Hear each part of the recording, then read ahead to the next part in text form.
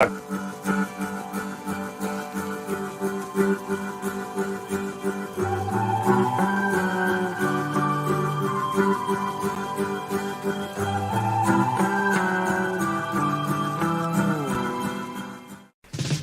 fellow humans, and welcome to This Week in Indies.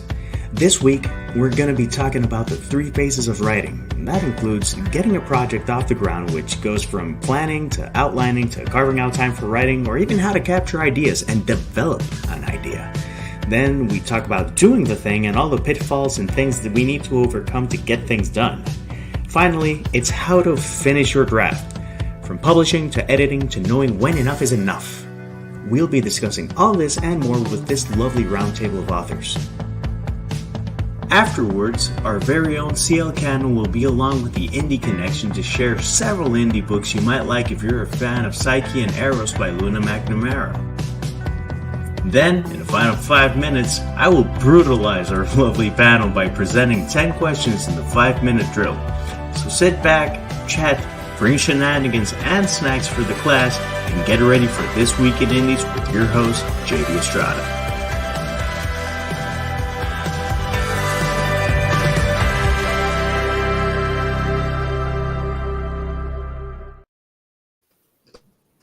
Greetings, fellow humans, and welcome to This Week in Indies. As you can see, the topic is going to be writing. How do we start? How do we continue? How do we finish?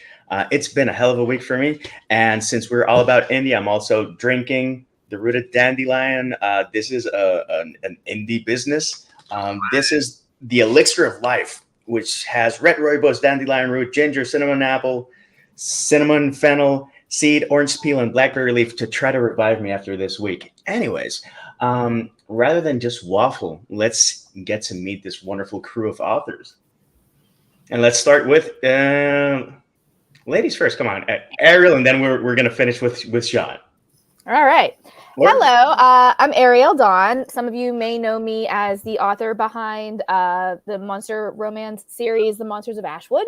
I've been writing since 2020, and I write in pretty much all genres under the spectrum of romance. I guess I'll go. I am Courtney, aka CL Cannon. I do a lot of things here on Go Indie Now, like the monthly marketing tip and, of course, the Indie Connection. And I also own Fiction Atlas Press, where I help authors market their books. And I sometimes write fantasy and sci-fi. When time remains. Yes. How about you, Mr. Sean? I'm SM Hillman. I host Zero Means You're Dead here on the Go Indie Now network. I also sometimes GM on Hit the Dice. And I write speculative fiction, which you can find at thewickedboys.com. Hi, I'm Tiffany. I write under Tiffany. I have a range of things I write, from a psychological thriller to dark fantasy romance. Awesome. And I am JD Estrada. I'm the author of The Human Cycle. I am a fantasy first author, although I dabble in several other genres. The 3rd book is forthcoming. If you see rings under my eyes, that's one of the reasons. But we're not here to talk about that or March of the Writers, although we can talk about that later. We're here to talk about writing. So, getting started. Step 1. How do you guys capture ideas? You have capture tools. When do you know that an idea is worthy of a story or a novel? A lot of people say, where do you get your ideas? And I'd like to see how y'all do that. Well, I guess I'll jump in first. Oh, okay, go ahead. Okay. So I kind of get my ideas a little bit from everywhere. I like to say that I draw inspiration from the people in my life just as much as I do people watching. It's impossible for me to go literally anywhere. I hear conversations like like the grocery store or on vacation. And sometimes I'll think, wow, that sounds like that could be a story, or I'll kind of make up the story in my mind, kind of like profiling, but not quite. So a lot of times I'll write them down just here or there. I'll jot down something on a piece of paper. And if it sticks in my mind and I keep kind of turning it over, like, all right, well, first this starts and then I kind of know it's going to turn into a story. But a lot of times when I am writing my books, I start out thinking they're going to be one and done standalones, and then lo and behold, I uncover, you know, an entire series. So, but I definitely get my inspiration and my ideas from everywhere, from media, from just walking around, being out and about too. So they can be like gremlins if you toss a little bit of water on them. mm-hmm. Who else wants to jump in? I was going to pretty much say the same thing she did. I can get inspiration from anywhere. It could be from another book. It could be from a TV. It could be just a conversation I'm having with somebody. And how I know it's ready to like cultivate is when it sticks with me. Like if I'm thinking about this as I'm going to bed, as I wake up in the morning, and I just have to start jotting it down, that's when I know it's like, okay, this is something that needs to be nourished and grown.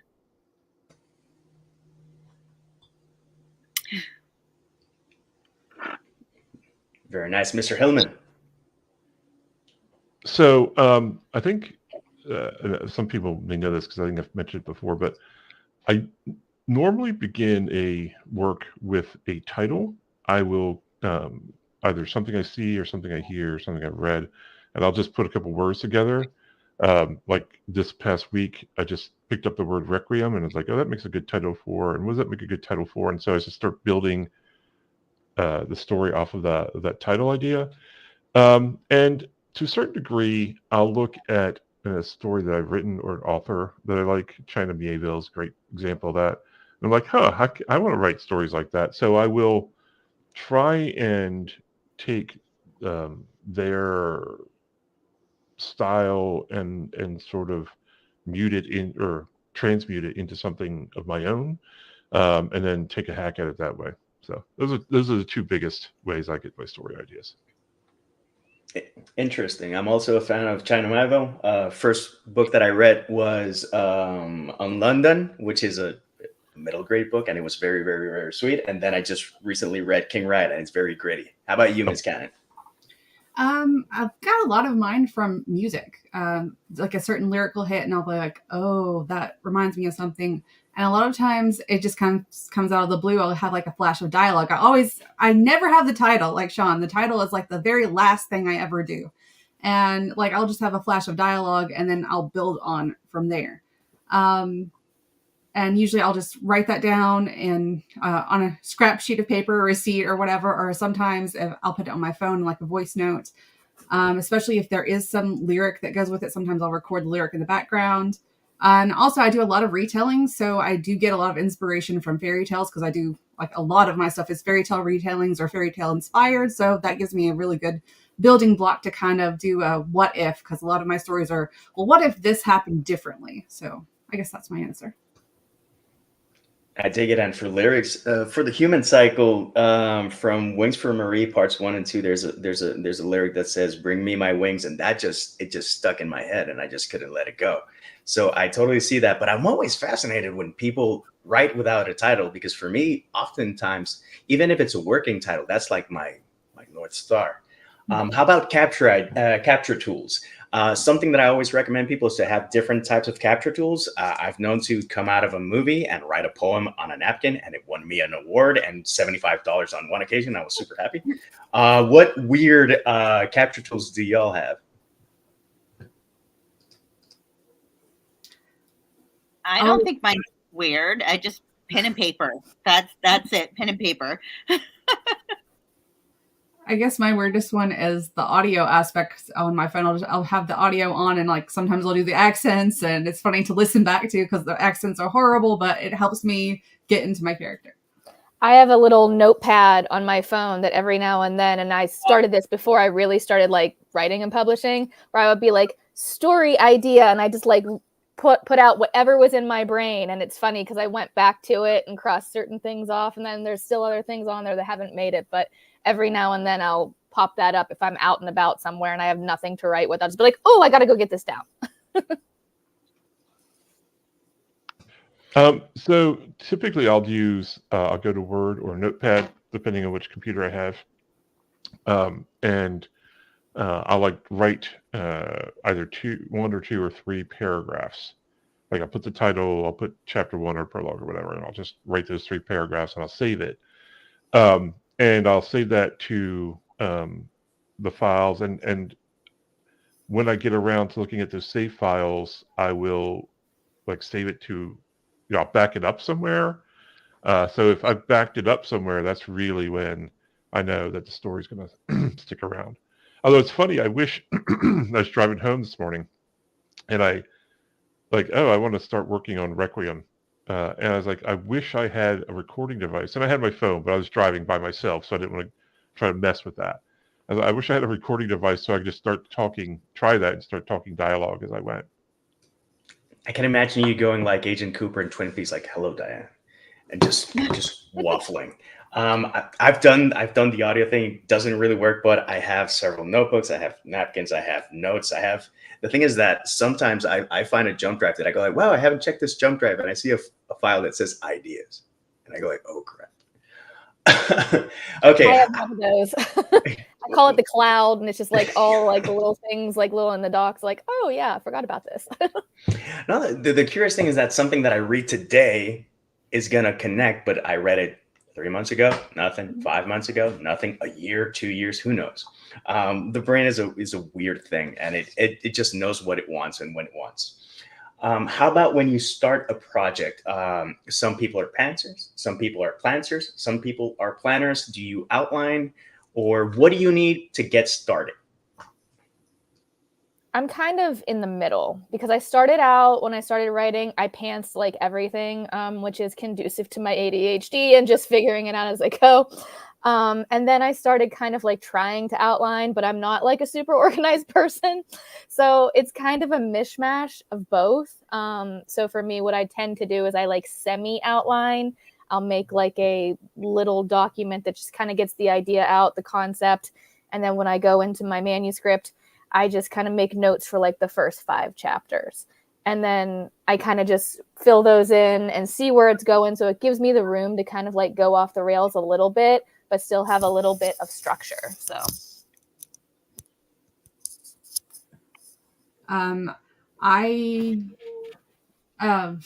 Sorry, I just lost it. Somebody else go.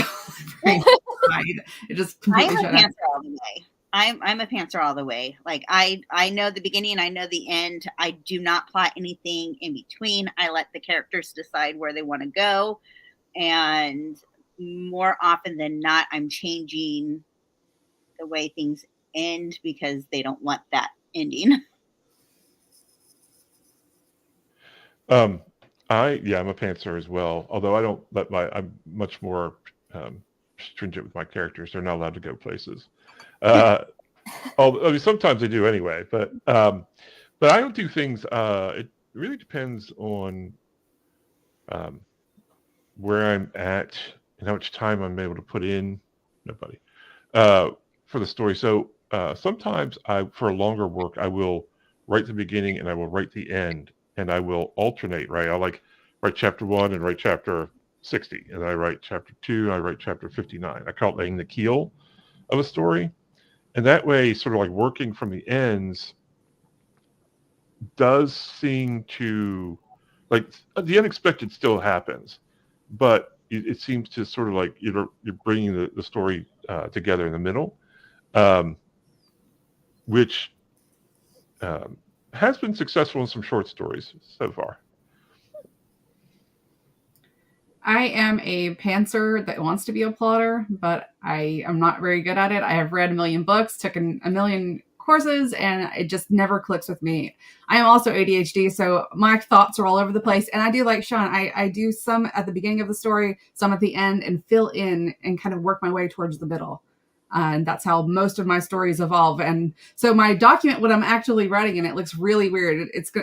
There's some major plot point way down here, and then I just space a lot and go back up and fill in the rest. It's a weird process.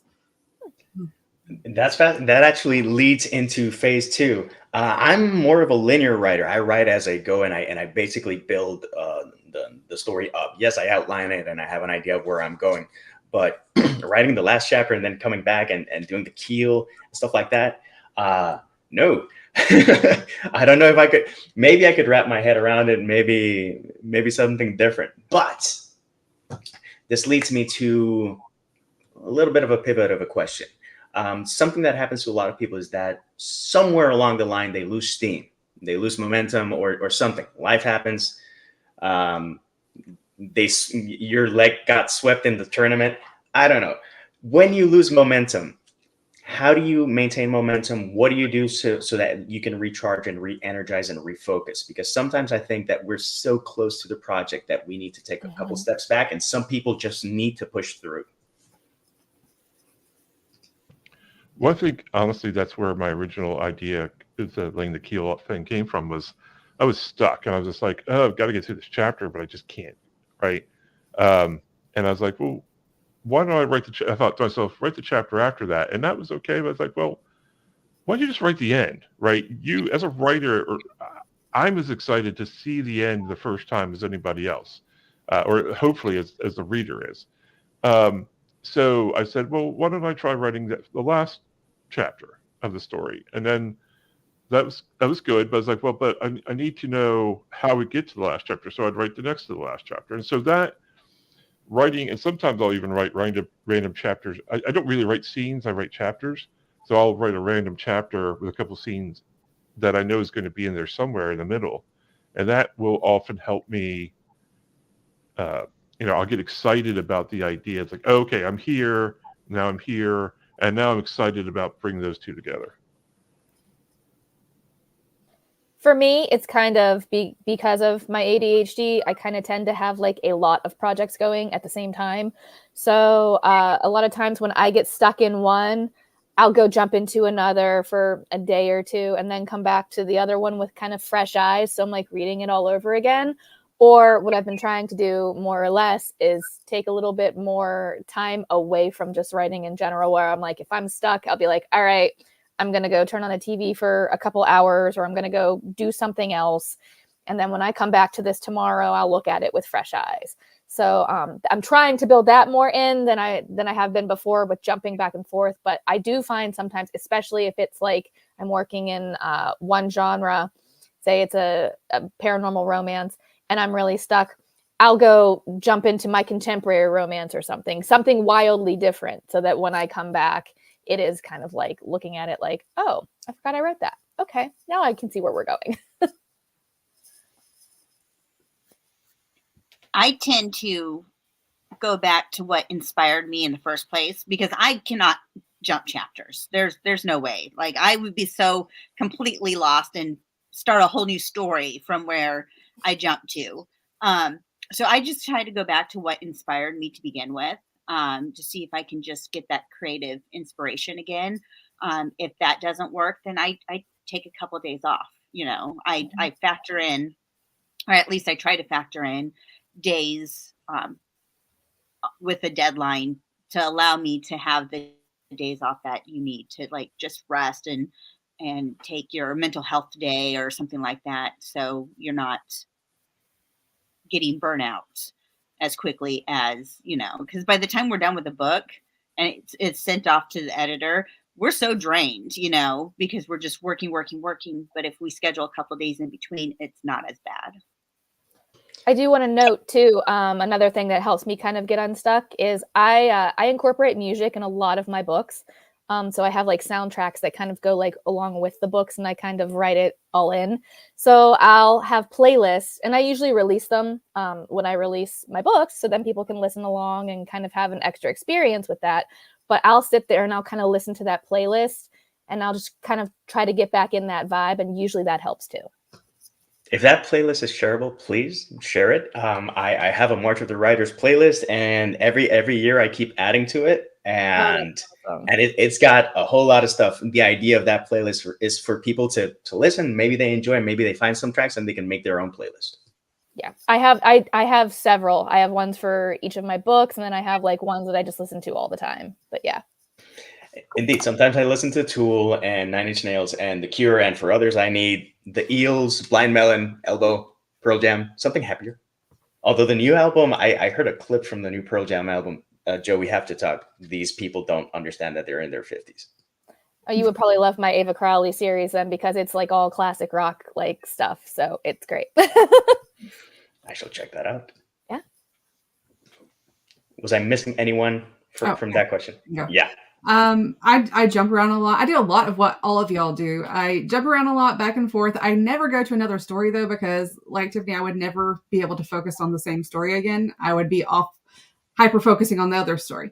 I listen to lots of music, especially whatever music I have playlists to that what music inspired me. And sometimes you just need to take a break, go take a hot bath where there's nothing else. There's nothing else that can catch your attention. So you're just in there and you're thinking, you can brainstorming. And then sometimes I'll go to Pinterest and try to find things that inspire me too, like things that my characters would be looking at, or pictures of my what I think my characters would look like. And sometimes like just random art will inspire something. You'd be like, oh, I'm going to add that in. So You're reading my mind, and when you see the questions from the 5-minute drill, you will see why, because of something that you just said. So people keep in mind Courtney's wonderful foreshadowing words. Okay, I think all of you have several books out. How long does it normally take a project? Does it vary greatly from one to another? Has one been more of a struggle that you just had to angle and it just didn't want to cooperate, and others just flowed? For me, I have some. The current project is like, oh Lord, just wrapping my head around it has been intense, and it's taken me a decade. And then there was one that came out in a month. So I want to see what your relationship is, and from your darlings, which one, if you have gray hairs, which one has been the most responsible for them? I tend to kind of have this thing because of, again, my ADHD and focusing on several things at once. I can write a book in about a month. I can write a book in 2 weeks. I've done it. But then I have books or series like my Lost Souls series, which I sit down and I just stare at the screen and I'm like, why can't I write you? So it just kind of varies, I think. It kind of varies with where my hyperfixation goes a little bit too. There are some books, like I have my my Interconnected series, which is my Forevermore series, my Ava Crowley series, and my Hunter Games series. Those ones take a little bit longer because they're more like my little Marvel Cinematic Universe and trying to make sure I line all the stuff up. So those take a little bit longer. But then I have books like my Monsters of Ashwood, which I wrote in like a month, or Archmage, which I wrote in 2 weeks. So, I mean, it just kind of varies project by project, I think. Are we talking about just writing, or are we talking the whole process? Because I wrote a book in 12 days. It took me a year to edit. So okay, did you have the 12 days of Christmas playing while you were damn? No, not even 2 weeks, 12 days. I think my record is 4. It's when you have ADHD, you get hyperfixated. Mm-hmm. You don't eat, you don't sleep, it is all you can think about. And I wrote it in 12 days. But it took me forever to edit. Editing is my weak point. I hate it. My brain has already moved on. And so that process takes me forever. As far as like the series I'm writing now, as far as, one was released in October. I have one being released in March, and the next one will be released in October again. And that series is done. So that's the quickest series I've ever had out. My Element series, the next book won't be out until December, and that's like a 2-year gap because it's taking me forever to write that series. So. Mr. Hillman or Miss Cannon? You go ahead, Sean. Yeah, that's a I think somewhere along the line. So I'll say it takes about a year from start to finish. Now there are several of them that are still waiting to be edited or rewritten, but one writer that I'm a fan of, and I think it was Gene Wolfe, was like, you write the first draft and then you rewrite the second draft, you rewrite a third draft. I'm like, oh God, no. But I do a lot of rewrites. So the writing is pretty quick. But the rewrites take a while. So about a year or so. I'm hoping that the big project I'm working on right now will be finished by the end of March, and then editing and getting it out by June. So we'll see. Okay, I write mostly short stories, but I do have novels that I'm working on, but because I have such limited time to actually work on my own things, my books take forever, and because I edit, because I'm an editor also, so I edit as I go. So usually my first draft is ready to go to like my actual editor because I have edited the crap out of it, and that's why it takes me so long to do anything. But I also can't, because of the ADHD thing, a lot of some of my short stories I have written in like a day, and they're like 20,000 words long, just because you get the hyper focus and you've got the deadline looming over you, and you're like, oh my gosh, and you write it all down, and somehow it's fine.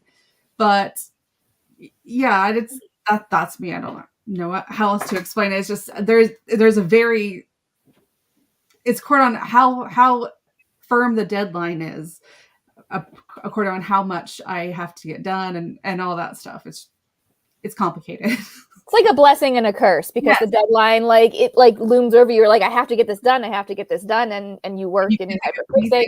But also you're like stressed because you're like, oh my God, I have to get this done. And it's late and it should have been done last week. And so, yeah, it's blessing and a curse. I think deadlines, they channel all those vibes from college where I'm like, I'm fine. I got time. I have to hand this in tomorrow. And I'm always fascinated when there's a short story that's 20,000 words long. It's like calling a 7-foot guy tiny, but hey, that's just me. And again, Courtney, get out of my brain, because the next question is, do you edit as you go or do you edit later? And then Mr. Hillman mentioned something that I think we can add on to this. Do you edit or do you rewrite, or do you do a little bit of both? Depends on what you need. I do both. I think it depends on what phase I'm in. So with my first draft, I don't edit, I don't rewrite. I finish it.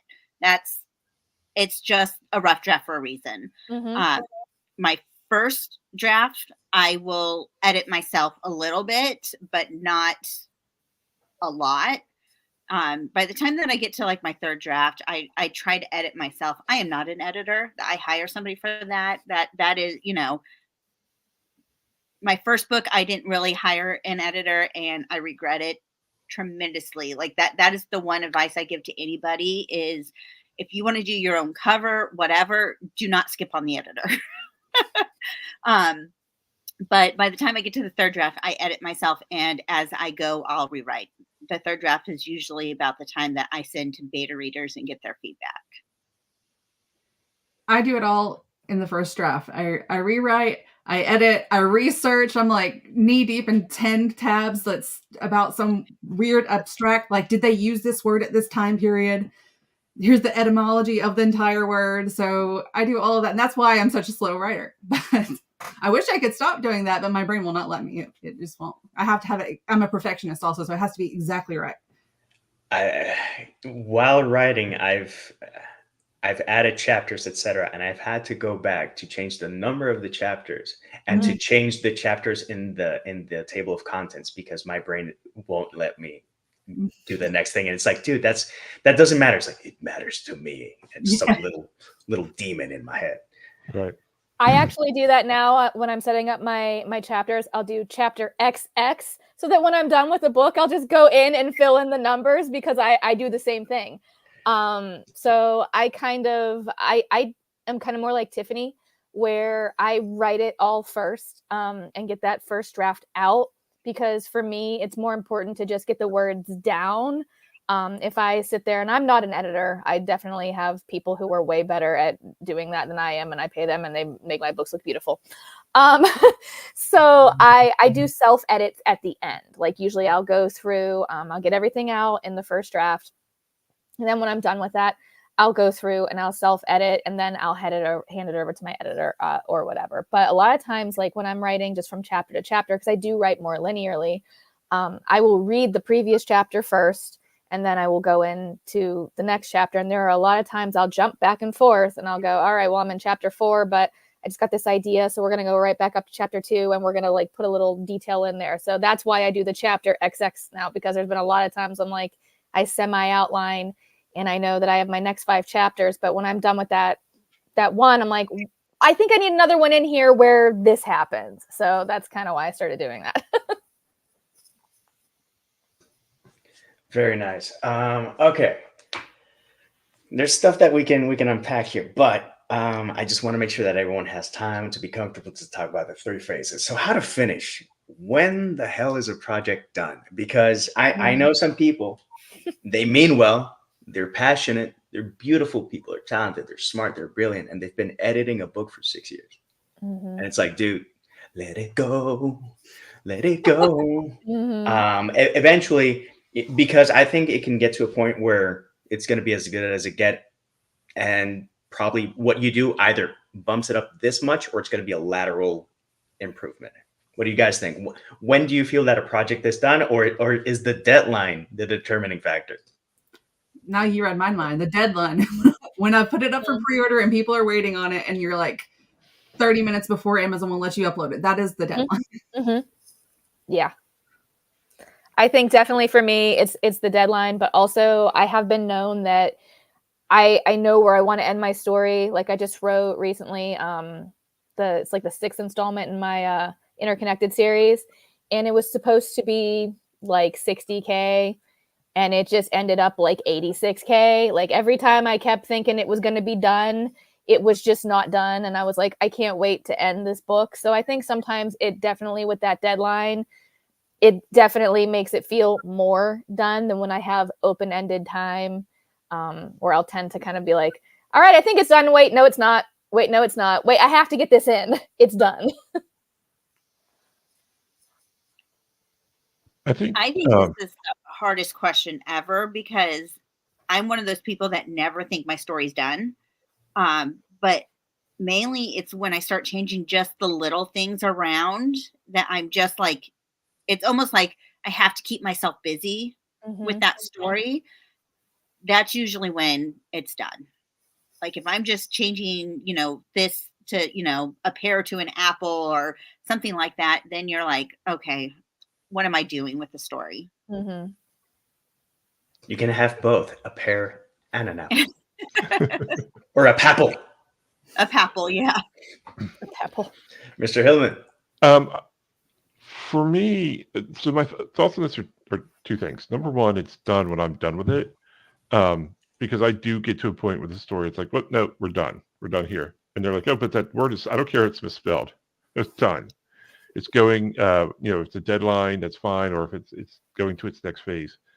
But it's something interesting that a few indie writers I know have started doing, especially with their first works, is rewriting, either quickly or slowly, those a few years after they're out. So maybe that's something to keep an eye on for ourselves and for others, that if people especially since when you self-publish, you don't need anybody's permission, right? I don't need anybody's permission to rewrite my story and upload a new copy or to put a new cover on it or whatever. So that's a phenomenon that I'll be interested to see if that continues. I asked that because I asked this question because a couple years back I did read an indie book by someone, and there was actually something that I read that kind of bugged me. When I said that it bugged me, it's that, morally speaking, I was like, I can't get on board with this. This is weird. And the author had found out that other people were having the same misgivings. So you have 2 options: either you stick to your guns, or you full on change the book. And I've seen people re-release a book where there are significant changes that they do. Since we're indie, we have that option. But I've always been super uncomfortable by making any major changes. If I want to fix a typo, because every time that I reread my own book, it just digs into my skull, fine, I'll do that. But in terms of changing plot points, I think the story should be the story. But again, that is moi. How about you guys? So there are a lot of us who were whose first story or stories or novels or whatever were the small press or some other entity published for us.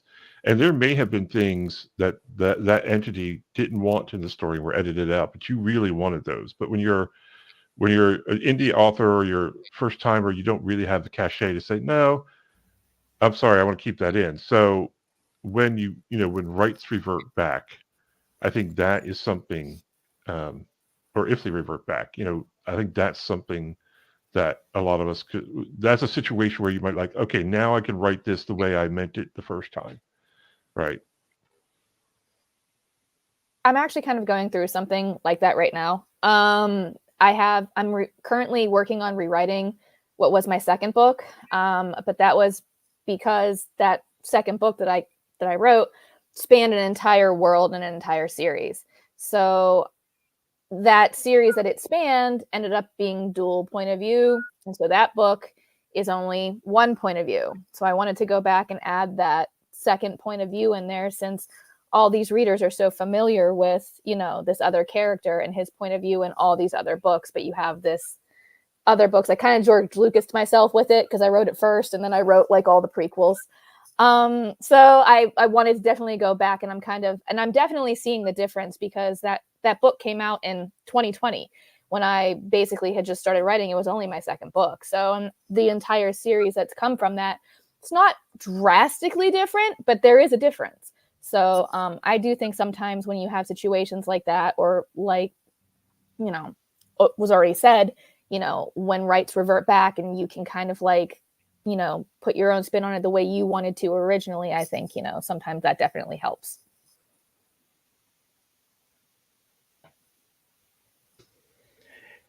Nice comment about Jar Jar. Tiffany.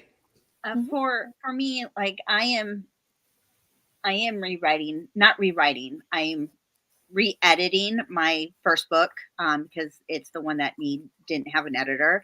So I am sending it to an editor to get it, fixed. But I'm adding a what do you want to call it? Like a freebie chapter because it's a psychological thriller.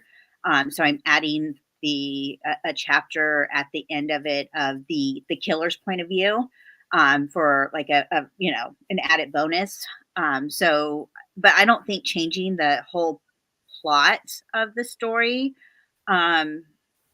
is something I would ever do, because like that story meant a lot to me, even though it was years ago. It meant a lot to me. It still means a lot to me today. And it's a story that I am very proud of telling, because it's not even your traditional like psychological thriller. And I think that's what I like love so much about it. I don't like writing happy endings, for any kind of book. And it was something that you traditionally don't see. And the biggest comment I get about it is, how could you do that?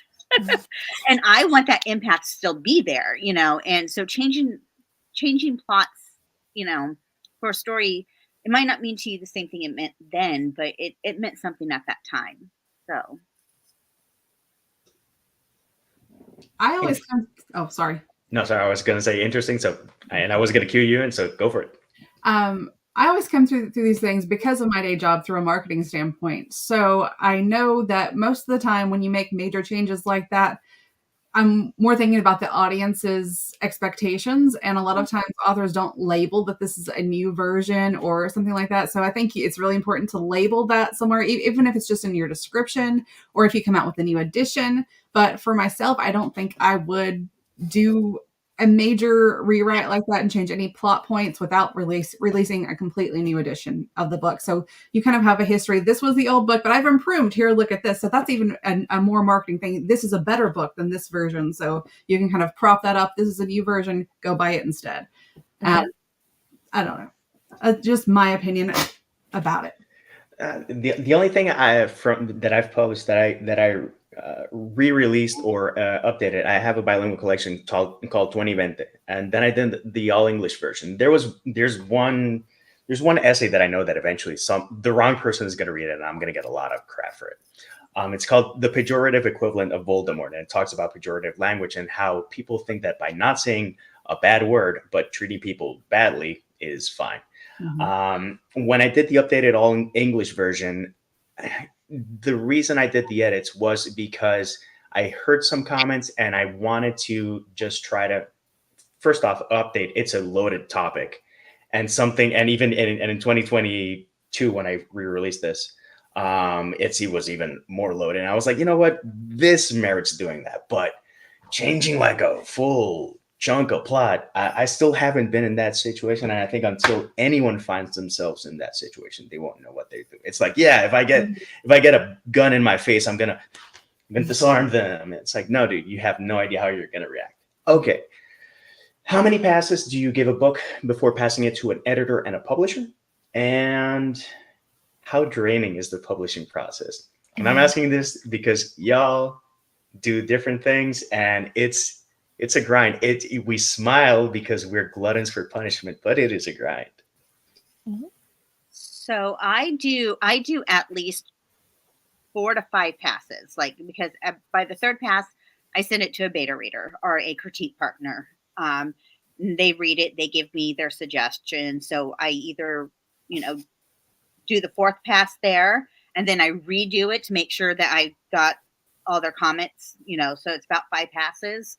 And I'm totally self-published. So everything is on me, from like the cover, the editor, everything. So it is quite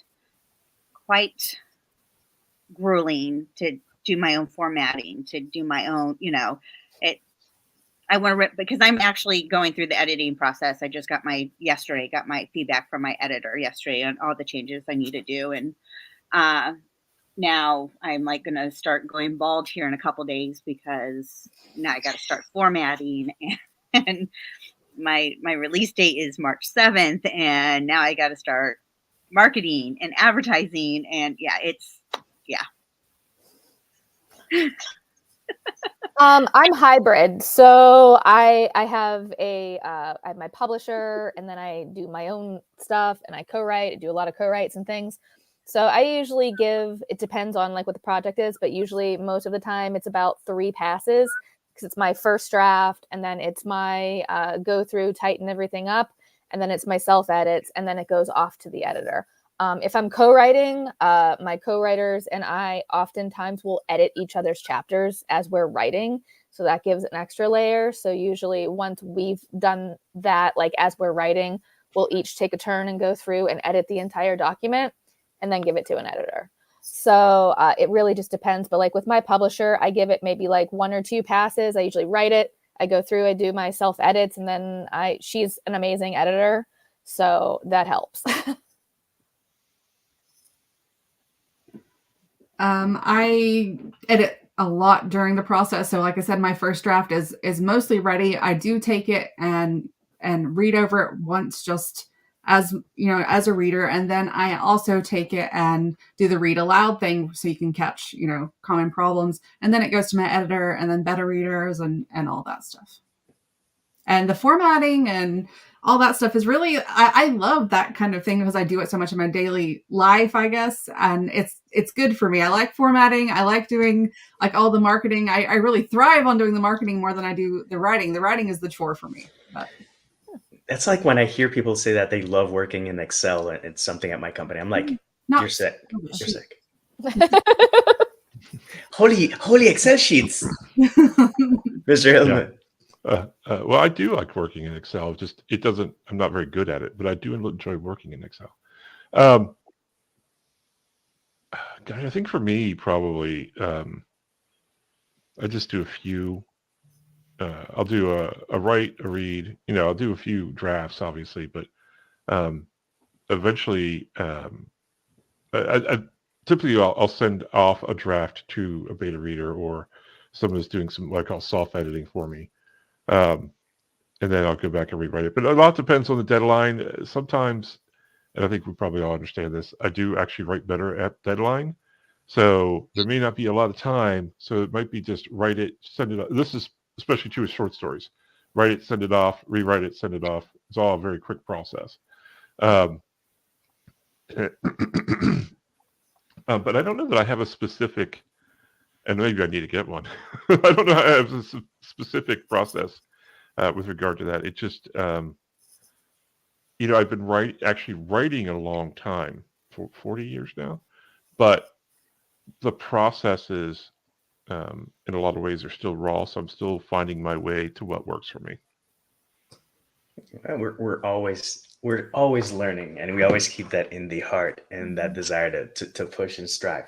But first off, you can check, these are 4 wonderful authors. You can check out their books. The links are going to be down in the linky link. But we always have recommendations of indie books, because how do we sell our books? We have to point a point of reference. I say, hey, if you like American Gods with a little bit of Tolkien, a little bit of Narnia, then check out my books. It's a little bloodier than Narnia, but still.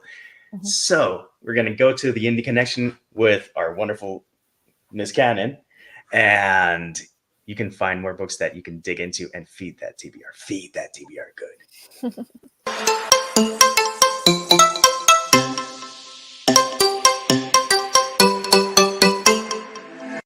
Hey guys, CL Cannon here from Fiction Atlas Press, bringing you another Indie Connection.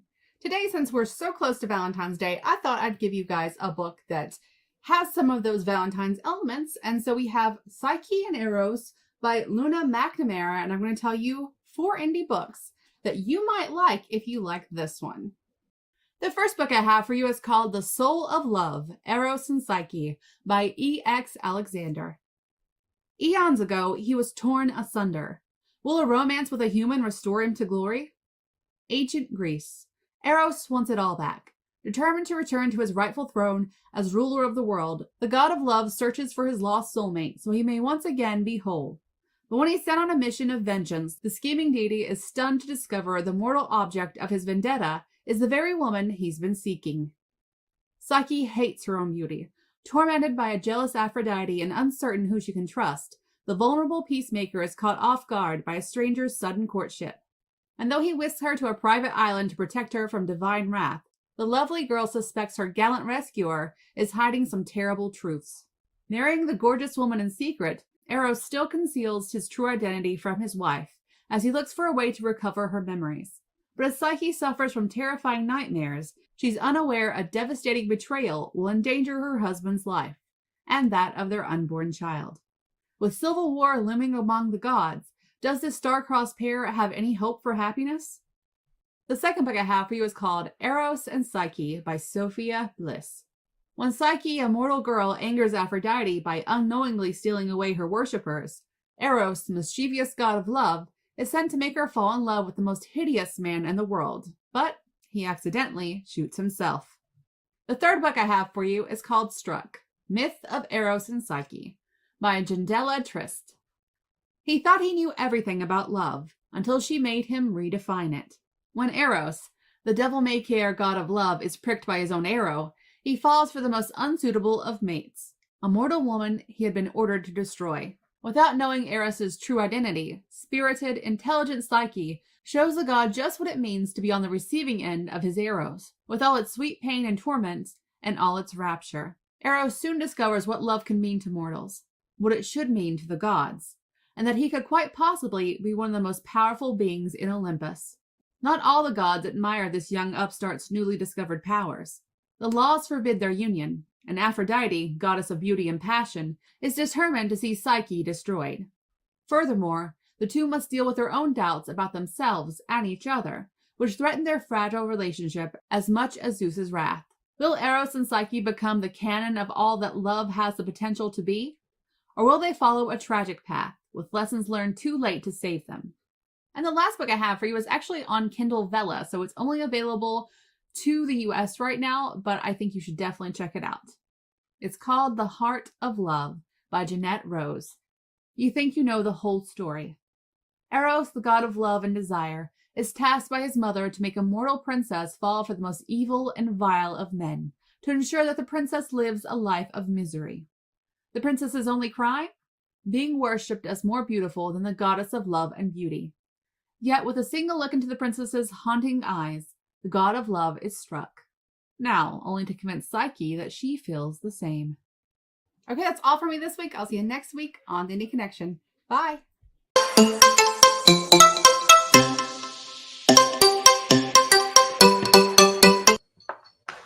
Here's to feeding that TBR. It's always like, will this ever go down? No, it won't.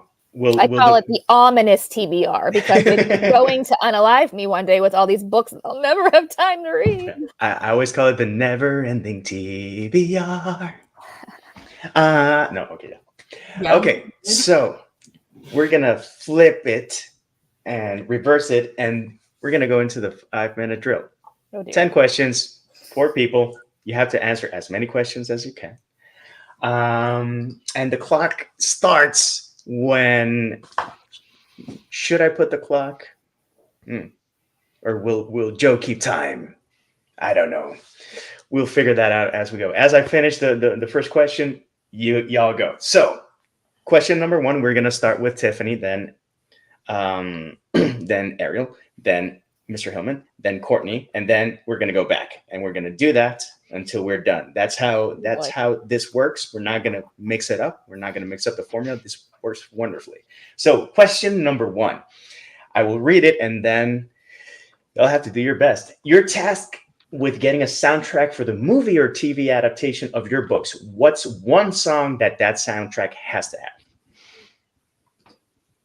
Highway to Hell. Don't Fear the Reaper. Oh, shoot. Duran Duran, Save a Prayer. Walls by Tom Petty. Question number 2. Is any of your characters ticklish? And if so, where are they the most ticklish?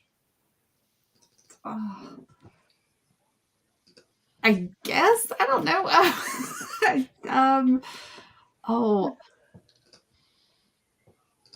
I guess Bria's ticklish, probably on her stomach, I guess. Not in the mainstream writing. Some of the erotic stuff, yes. Usually on the toes. If I can remember correctly, I want to say it's Rev from Shifters of Starfall Creek. I don't remember where he's ticklish, though. I remember he is.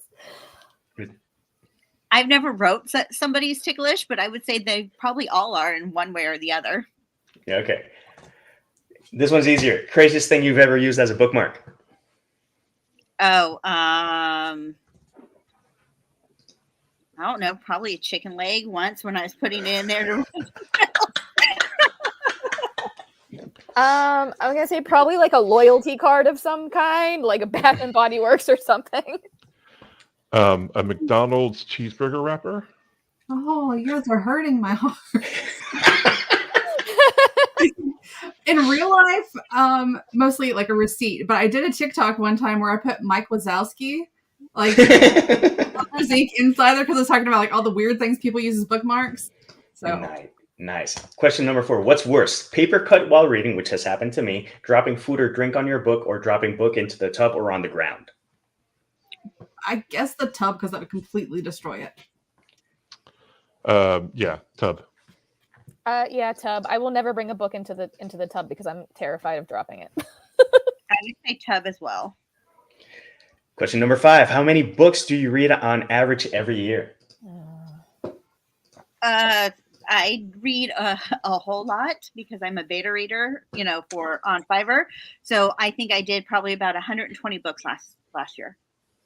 It's gone down a lot since I started writing. I do a lot of beta and alpha reads, but I would say probably in the last couple years since I started writing, I'm lucky if I get maybe like 10 books read a year. Whereas before I started writing, I would read like 50, 60, 70 books a year. But I'm trying to get back into more reading this year. So I think about 15 books, one a month, and plus some beta reads and stuff. Mine varies from year to year. I did 50 last year. The year before that, I did 150. This year, I've got a goal of 75, and I've read like 5, I think. Nice. Largest word count in your books? 60,000. I've got one up to a little over 80. Thorn of Blood, which is coming out March 7th, tapped out at 86,000. And I think mine was probably 103,000. Nice. Is there any painter or artist or work of art that's ever appeared or influenced your work? I actually hired an artist to do some work for my short story collection, and I cannot remember her name. I found her on Fiverr. I commission artists quite frequently to do artwork for my books, but as far as like artwork that has inspired my books, I don't know if you would consider theater kind of like in that realm, but one of my books, I think it was In the Garden, which is set in like the 1800s. I was kind of inspired by like old classical, like super classical musicals and like plays and stuff like that. So I would go with that. Bob Pepper and John Picasso. I don't have any that I think have ever really actually appeared or influenced my work that much. I can't really say for sure, but I do love Charlie Bowater and I love Rosie Thorne's 88 work, and I buy a lot of their prints and things. So I guess kind of they've inspired some stuff. Someone's your biggest fan and they say your book saved their life. Which book is that?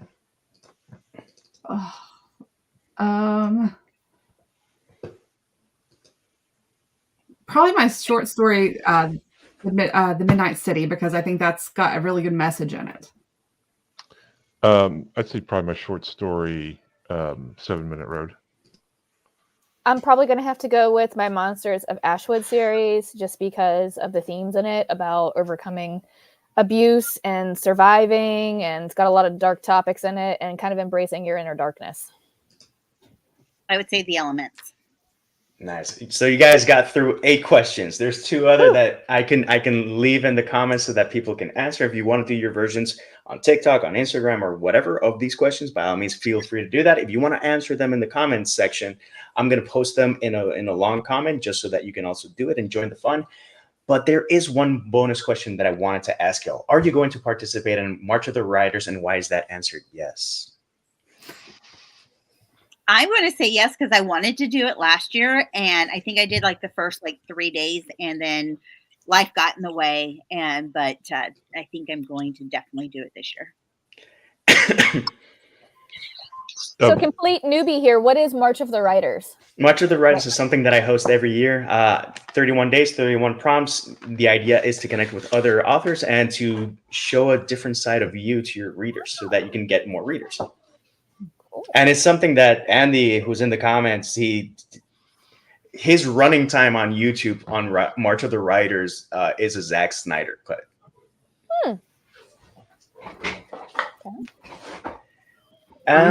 Okay, Joe has allowed for me to post the 2 other questions so that we can do it. One book that's overrated and that bugs the hell out of you. Twilight. I was gonna say, is it one that we've read or the one we just think is overrated? Because there's a lot that I haven't read, but I just feel like they're like super overhyped, and I think I want to say like maybe like, is it A Court of Thorns and Roses? It's the whatever. I've never read it, but yeah. I think a prerequisite is reading the thing. For Twilight, I didn't read Twilight, but I saw the first movie because I was always bashing it, and a coworker was like, "Have you read the books?" And I'm like, "No." "Have you watched the movies?" "No." "Then why are you talking smack?" And I'm like, "Okay, so let me get this straight. If I watch the movie, can I talk smack?" And she's like, "Sure." And I'm like, "Challenge accepted." On Monday, I got to work, and I'm like, "Are you ready for a very unpleasant lunch hour?" And I just went to town. I love Twilight. It's my guilty pleasure. It just broke my heart. Lords of the Rings. That's what I was like. So, Grapes of Wrath is absolutely overrated, and I understand some people think it's a classic American literature, and you're wrong. I still love you, but it's bad. Lord of the Rings. Let me just speak that real quick. I promise. I don't think it itself is overrated. I do think that the Tolkien fandom is grating on the nerves, not individual fans, not the individual fans. Okay, more than Star Wars fans? Damn. Well, that's not Star Wars, though. We're talking about books. Yes, my experience is the Tolkien fandom is worse. Okay, for me, Catcher in the Rye, I read it and I think it's an interesting mood piece, but and I think it's the book that a lot of people say it's their favorite book because it's the only book that they read in high school. And they haven't. The only other thing that they've read since then is Guns and Ammo, and the jokes in the hustler section. I don't know. And finally, decades after, did someone? I'm not sure if wait, Tiffany, you didn't mention a book. Or No, I did you? said Twilight. You said Twilight. Everyone mentioned the book. Mhm. Okay, just making sure because I love to spill the tea. I love to drink the tea, but I love to spill the tea. Finally, decades after you've passed on, the great beyond, they find a time capsule from you. What year did you bury it in, and one item in it? That one was designed so that you guys couldn't finish the 10th question. The others, I think, was doable. Come on. I'm going to say 2032, and it's my bass guitar broken because I haven't learned to play it by then.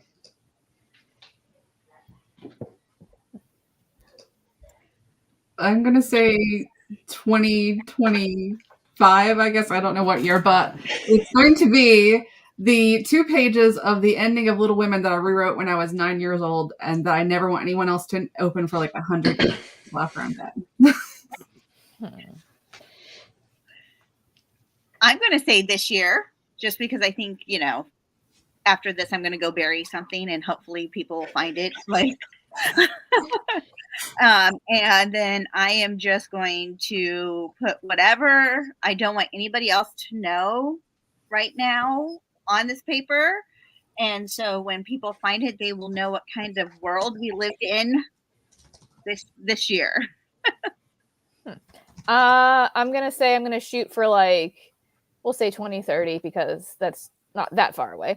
But 2030, and I'm going to put in my best-selling book and a painting. Very nice. So even though it's after time, you guys finish the questions. Again, if you want to join in, do the video here, do the video on TikTok, do the video on Instagram, tag me, tag Go Indie Now, tag all these authors so that we can just shoot the poop. Anyways, this has been This Week in Indies. You got book recommendations. You got tips on what to do in phases 1, 2, and 3 of your writing. And the only thing that's left to say is that, remember, guys, it's always time to go indie now.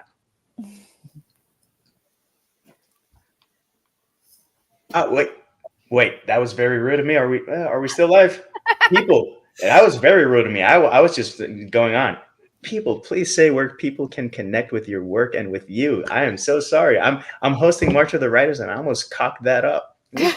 We're good on time. So Ariel, Courtney, Mr. Hillman, and Tiffany, please tell people where they can find you, then connect and talk about all the good stuff. Okay. So you can find me pretty much anywhere you find your books, on Amazon, mostly. TikTok, I am on there. It's author Ariel Dawn, less_than3. My Instagram, Wrong Turn Romance, as well as Facebook, and pretty much everywhere. I'm pretty much everywhere. You can find me somewhere over here at my link in bio or on my website, clcanon.net, where I host all kinds of giveaways every month. You can find me on fiction-atlas.net, where I do all kinds of author services, and here on Go Indie Now. And that's good.